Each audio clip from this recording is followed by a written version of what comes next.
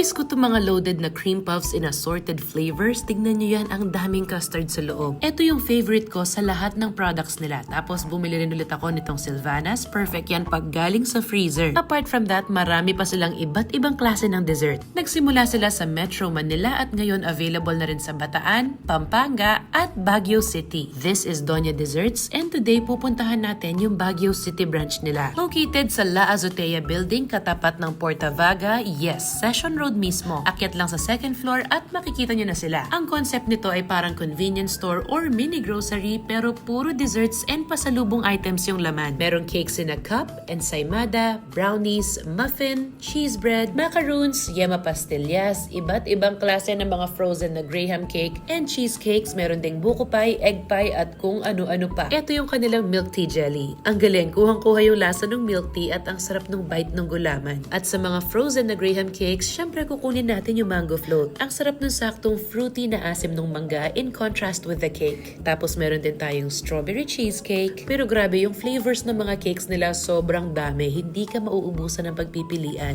Perfect pang regalo or pasalubong. Kaya sa mga taga Baguio City na may sweet tooth, nako, itry nyo na rin itong Doña Desserts and enjoy!